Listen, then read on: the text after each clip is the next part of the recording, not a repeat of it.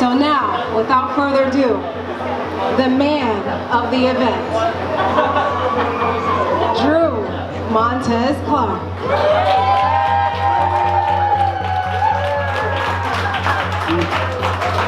Now I have to do my best to live up to all of that. So, and I think my wife was waiting to do that for a very long time. But I want to thank you all for coming out for sure. And I'm not going to stay on here too long. I've gotten a chance to speak with a few of you, but I haven't had a chance to speak with all of you. So what I do want to do is share a little bit about why I got into this race and what I hope to bring to District 80. And my wife kind of highlighted it up front, and that is I am not running because I think I have all of the answers.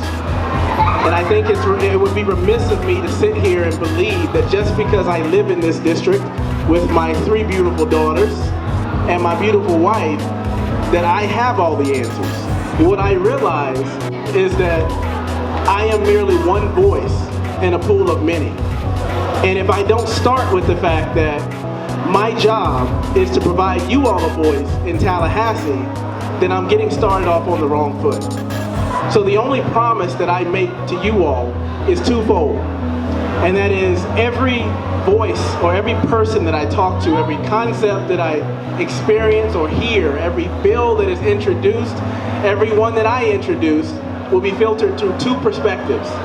One of them is faith, and the other is the Constitution. So if it meets that criteria, then I myself become that voice for this district in Tallahassee. And I think that is the most important thing that I can bring to this table. Yes, I am pro-life. Yes, I am pro-God. I am pro-Second Amendment for sure.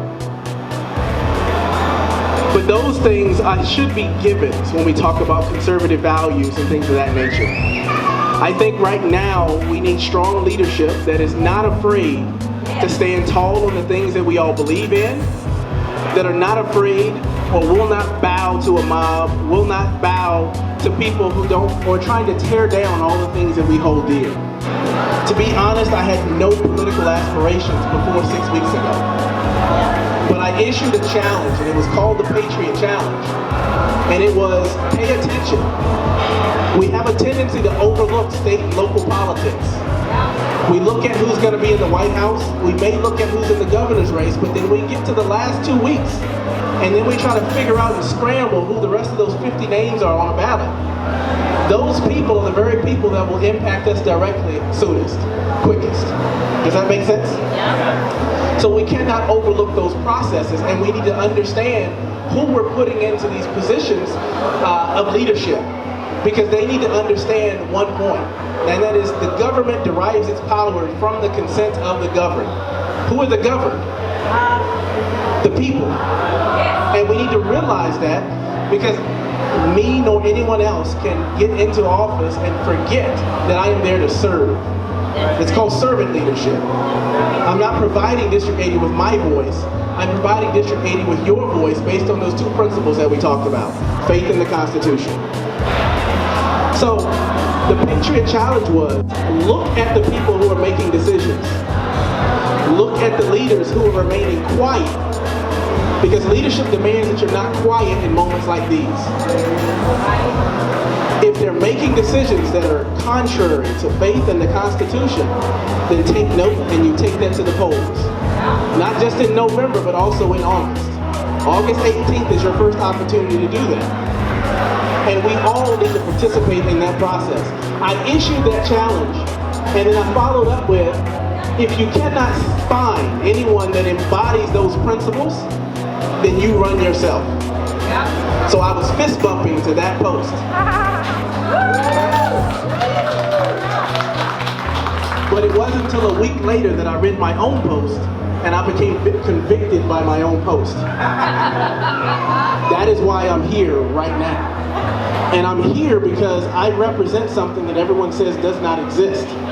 That I think is the very thing that helps us all unite and move forward as a country. And believe me, this is one of the greatest countries on the face of this earth.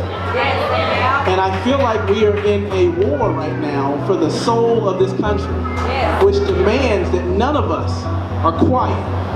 That all of us stand up for the things that we believe in and not be silent, which means we need leaders of any kind who are willing to stand out front and take a few arrows. Because I believe all of us are worth that. I believe the things that we're founded upon are worth that. I believe this flag is worth that.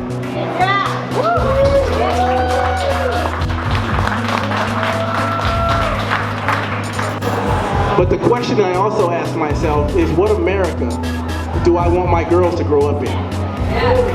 And if I remain silent during moments like these, will I be able to live with what the outcome is if I didn't do everything in my power to create a shift, to create a change, to bring unity and help us move forward?